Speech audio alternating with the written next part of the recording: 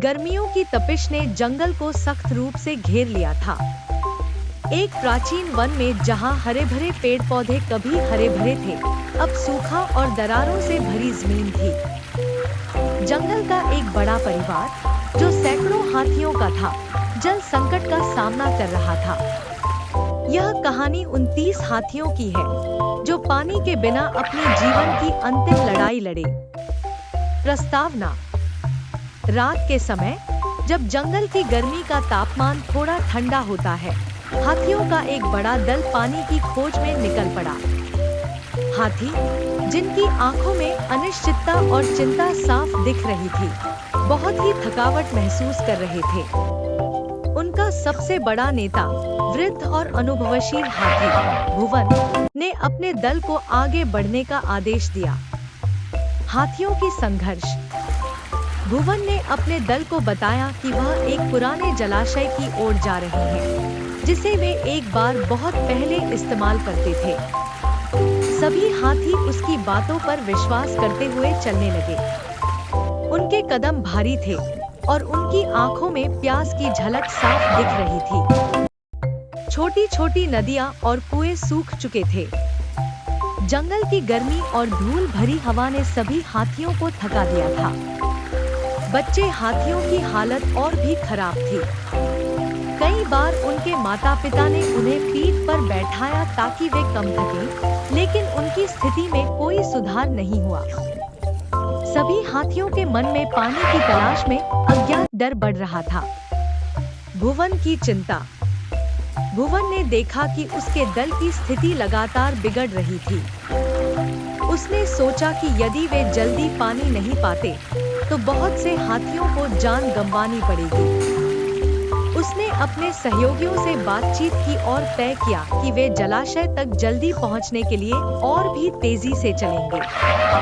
जलाशय की खोज: भुवन और उसके दल ने पूरे जंगल में धूम मचाई, लेकिन जलाशय की कोई निशानी नहीं मिली। उनके पास एक ही विकल्प था, एक पुराने मानचित्र के अनुसार दूर की एक पहाड़ी की ओर बढ़ना। जैसे जैसे वे बढ़ते गए, उन्हें और भी कठिनाइयों का सामना करना पड़ा। एक हाथी, सुमन, जो बहुत ही कमजोर हो चुका था, धीरे-धीरे पीछे छूटने लगा। उसके साथी उसे सहारा देने की कोशिश कर रहे थे, लेकिन उसकी स्थिति लगातार बिगड़ती जा रही थी। सुमन की कमजोर हालत देख भुवन की आंखें भर आईं, लेकिन उसने खुद को संयमित रखा।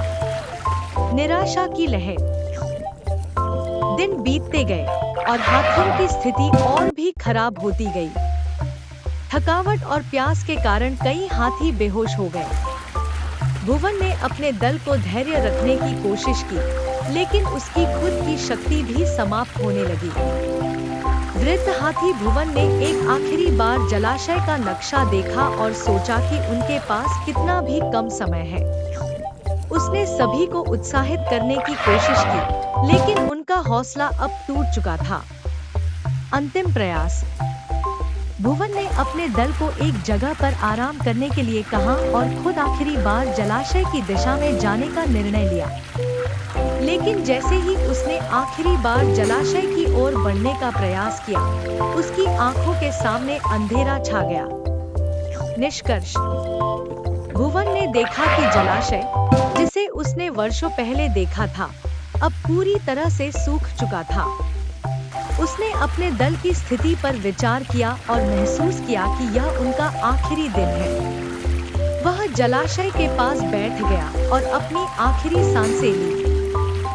भुवन की मृत्यु की खबर जंगल में फैली और बाकी हाथी उसकी मौत को देखकर भावुक हो उठे।